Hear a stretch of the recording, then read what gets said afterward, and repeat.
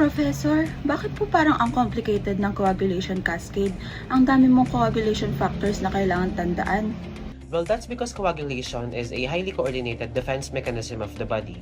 Kumbaga, isipin mo siya as an emergency response system, wherein kapag nagkaroon ng blood vessel injury, the body must prevent excessive blood loss while still maintaining proper blood flow. Oh, so parang organized rescue operation siya? Exactly. Every coagulation factor has its own specific role.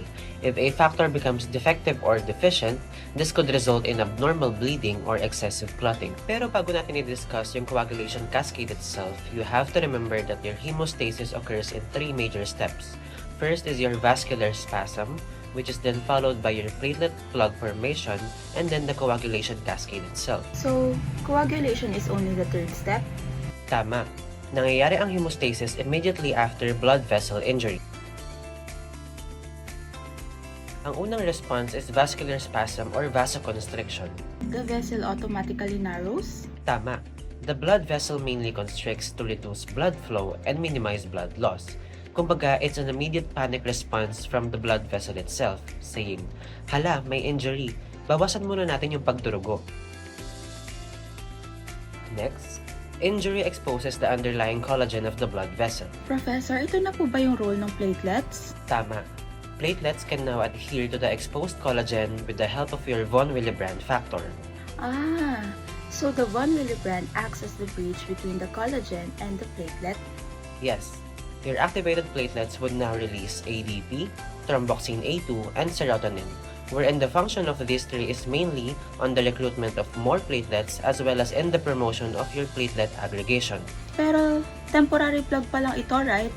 Oo, your platelet plug is weak and temporary, kaya naman kailangan ng coagulation cascade para makapag-produce ng stable fibrin clot. Merong tatlong pathways ang coagulation cascade, your extrinsic, intrinsic, and common pathway, wherein both extrinsic and intrinsic pathway would lead to the activation of your factor 10. Oh, so parang si factor 10 pala yung meeting point. Exactly. Si factor 10 yung convergence point ng dalawang pathways. Mag-start tayo with the extrinsic pathway, also known as your faster pathway. Why is it called extrinsic? Because the extrinsic pathway is initiated by factors outside of your bloodstream, particularly damaged tissue, wherein your damaged tissue would release factor 3 or tissue factor. And tissue factor would then combine with your factor 7 and your factor 4, which is calcium.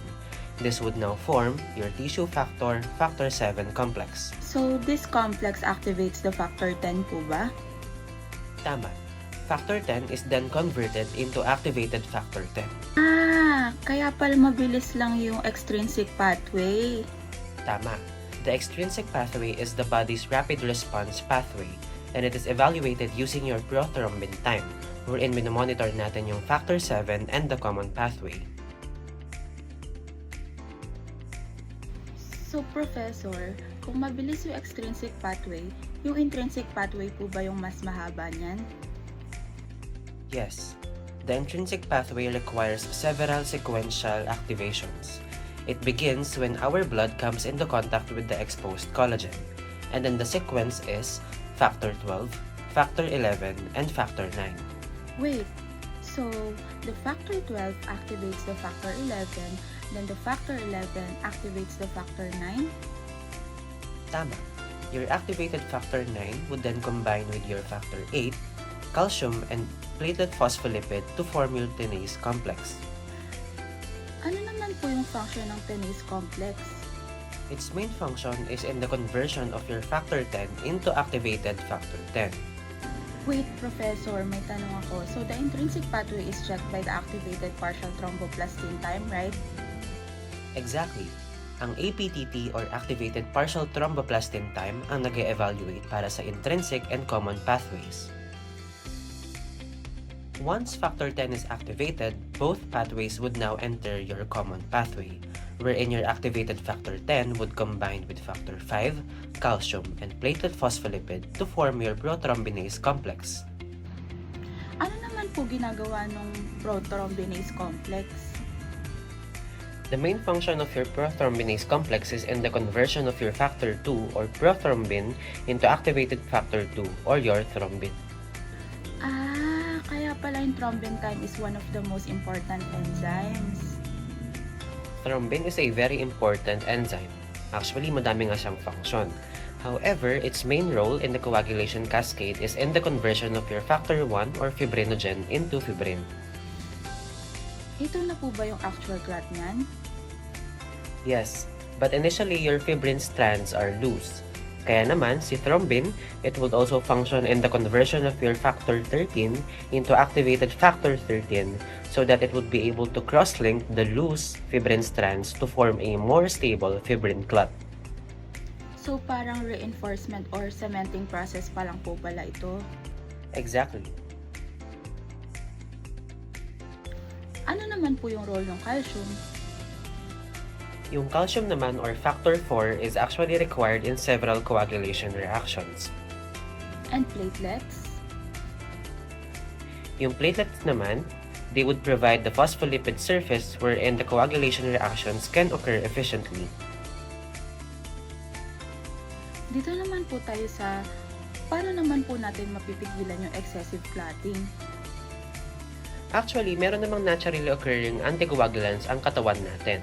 For example, you have your antithrombin 3, which would inactivate your thrombin, your activated factor 9, activated factor 10, activated factor 11, and activated factor 12. Moreover, you also have your protein C and protein S, which would both function in the inactivation of your activated factor 5 and activated factor 8. Ang galing, no? So parang may sariling regulatory system yung katawan natin. Exactly. Dahil sa hemostasis, dapat laging may balance. In terms of fibrinolysis naman po, after healing, paano nawawala yung mga clot na na-form? Yung process wherein nawawala or nababreakdown yung na-form na clot is called your fibrinolysis. In fibrinolysis, you would have your plasminogen, which is converted into plasmin, which would now break down your fibrin clot into fibrin degradation products and D-dimers. Gets ko na. So plasmin acts like a clean-up group po pala. Exactly. There are actually several disorders involving your coagulation cascade. For example, your hemophilia A would have a deficiency in your factor 8. Moreover, hemophilia B would be a factor 9 deficiency, and your von Willebrand disease would involve a deficiency or a defective von Willebrand factor. So this means po pala that defects in coagulation factor leads to impaired clot formation. Yes. Kaya naman it is very important that you remember the exact flow of the three pathways of your coagulation cascade. Again, in your extrinsic pathway, this involves your tissue factor or factor 3 plus your factor 7, which ultimately leads in the activation of the factor 10 of your common pathway. On the other hand, your intrinsic pathway would involve your factors 12, 11, 9, and 8, ultimately to activate the factor 10 of your common pathway. And then again, in your common pathway, this would involve your factor 10, factor 5, factor 2, factor 1, and your factor 13, which would ultimately lead in the formation of a stable fibrin clot. Professor, mas malinaw na po siya ngayon. Thank you po. I know that the coagulation cascade may seem very complicated, however, just remember that your cascade would only follow one goal, and that is to maintain the balance between bleeding and clotting. At dahil dyan, the entire coagulation cascade is basically a controlled teamwork inside our bloodstream. Tama.